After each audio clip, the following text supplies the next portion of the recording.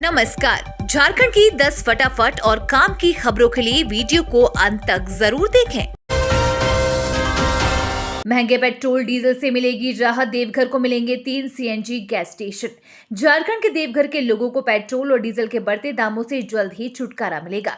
देवघर के कुंडा स्थित Bhardwaj petrol pump पर सीएनजी गैस स्टेशन इंस्टॉल किया गया है। इससे यहां के लोगों को सस्ते दाम में गैस मिलेगी। देवघर में पहला सीएनजी गैस स्टेशन खुलने से यहां के सड़कों पर सीएनजी गैस से चलने वाली गाड़ियां दौड़ती दिखेंगी। हालांकि वाहनों में सीएनजी गैस भराने के लिए लोगों को अपनी गाड़ियों में सीएनजी किट लगाना होगा। ये किट बाजार में आसानी से उपलब्ध होते हैं। सीएनजी किट लगाने के बाद कम ईंधन खर्च से ज्यादा दूरी तय किया जा सकता है।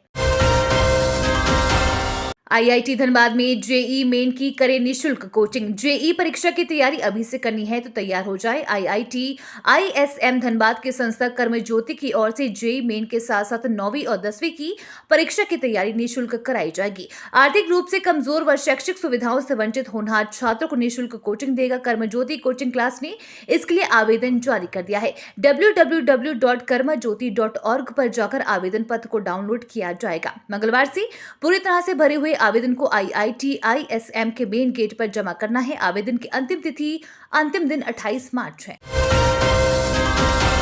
देवघर वासियों के लिए खुशखबरी, जल्द शुरू होगी मुंबई, बेंगलुरु और गुवाहाटी की उड़ानें। देवघर एयरपोर्ट से मई के अंत तक तथा जून के पहले सप्ताह से मुंबई समेत बेंगलुरु और गुवाहाटी के लिए सीधी उड़ान सेवा शुरू हो जाएगी। ये जानकारी सांसद डॉक्टर निशिकांत दुबे ने दी। सांसद ने बताया कि मंत्रालय से इसके लिए सहमति मिल चुकी है तथा कंपनियां फ्लाइट सेवा शुरू करने की तैयारी पर विचार कर रही है।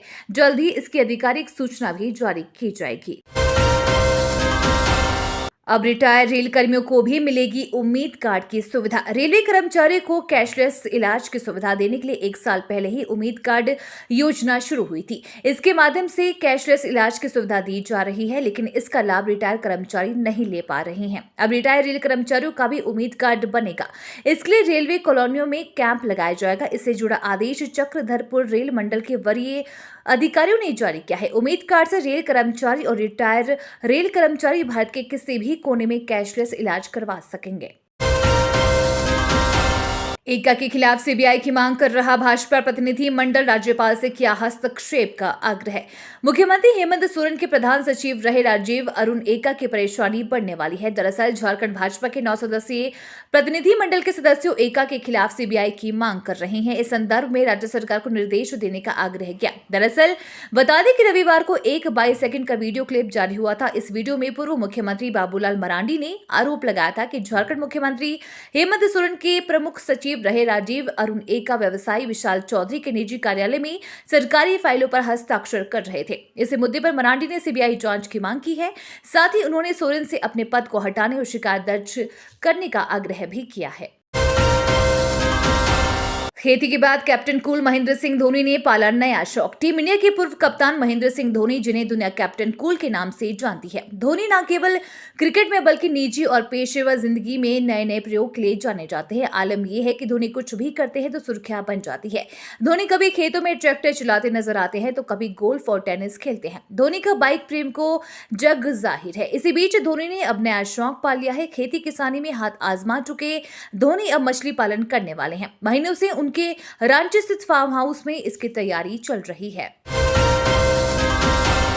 मेघालय के सीएम बने कॉनराड संगमा को हेमंत सोरेन ने बताया छोटा भाई। कॉनराड संगमा ने आज दूसरी बार मेघालय के मुख्यमंत्री के रूप में शपथ ली। बीजेपी के सहयोग से बनी सरकार में कुल 12 मंत्री होंगे।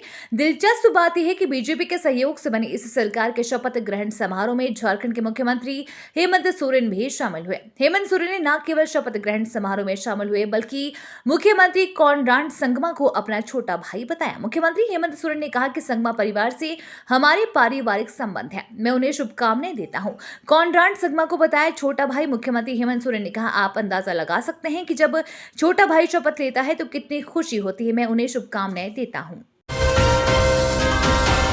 आईआईएम रांची में नौकरियों की बहार, 502 विद्यार्थियों को 140 कंपनियों में मिली जॉब, 65 लाख रुपए का पैकेज। आईआईएम रांची के 2021-23 बैच की कैंपस प्लेसमेंट प्रक्रिया पूरी कर ली गई है। एमबीए बैच में शामिल 502 विद्यार्थी को देश विदेश की 140 कंपनियों में नौकरी मिली है। इनमें से 398 विद्यार्थी एमबीए प्रोग्राम में, 69 विद्यार्थी एमबीए एचआर और 35 विद्यार्थी एमबीए बिजनेस एनालिटिक्स में शामिल थे। प्लेसमेंट में 15.3 कंपनियां banking, financial services and insurance क्षेत्र से पहुंची थी। वहीं 14.6 कंसल्टिंग कंपनियां, 13.9 फास्ट मूविंग कंज्यूमर गुड्स की कंपनियां व 13.2 आईटी व आईटीएस कंपनियां शामिल हुई, जिसमें प्लेसमेंट प्रक्रिया के दौरान एक अंतर्राष्ट्रीय संस्थान से एमबीए प्रोग्राम में शामिल एक छात्र को सर्वाधिक 65 लाख रुपए सालाना का पैकेज मिला है।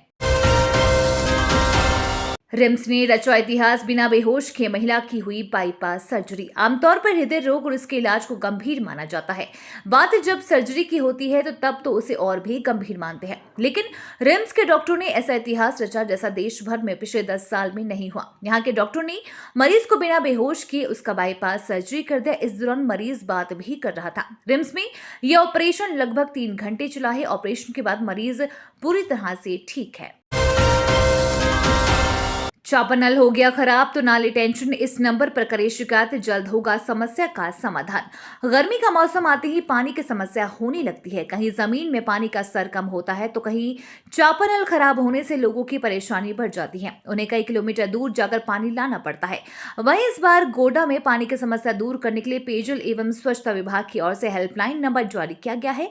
इसके जरिए शहरी और ग्रामीण इलाकों में खराब चापानल को ठीक करा सकते हैं।